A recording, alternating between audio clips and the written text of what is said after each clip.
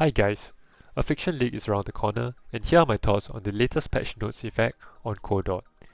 The biggest patch note update for DoT is the Vortex skill gem nerf. Vortex now has 0.75 second cast time and no longer has a cooldown time. This is a considerable quality of life nerf to Vortex.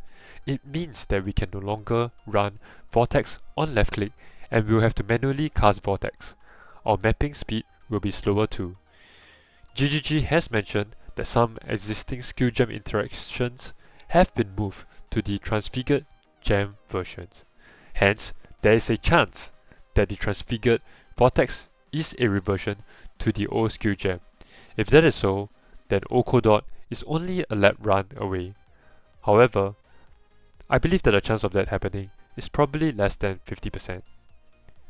A number of people have commented that this cast time nerf from Vortex is the end of DoT. In my opinion, DoT is still a good league starter. It does good DPS on a budget and is relatively durable, which is what you want in a league starter. The amount of power that you get from low investment is huge, even with the Vortex nerfs. It is definitely less clunky than other league starters such as Detonate Dead, Bone Shatter, or Traps.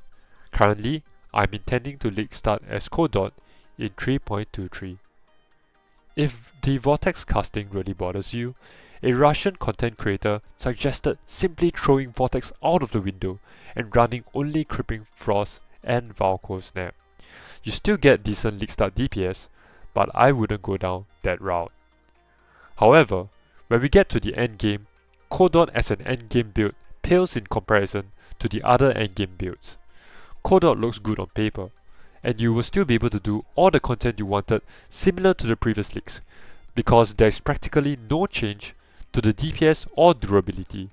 However, the cast time on Vortex will be considered as a clunky mechanic.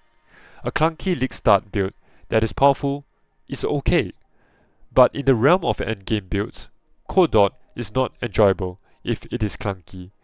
You are better off running a bow and arrow build for endgame. So, what shall we run on left click now? The best candidate is the guard skill that was previously attached to cast when damage taken. The guard skill for Elementalist is generally Molten Shell, while the guard skill for Trickster is generally Immortal Core. Instead of running a low level version of the guard skill so that we can run a low level of cast when damage taken, we can now run the level 20 version. This is a buff to the defense of the character.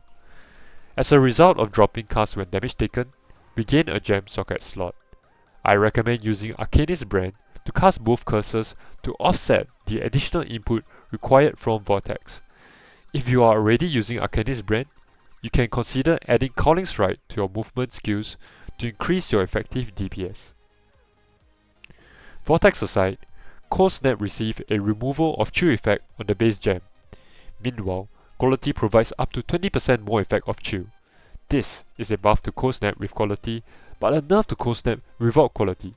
Hence, this is a late game buff in exchange for an early game nerf.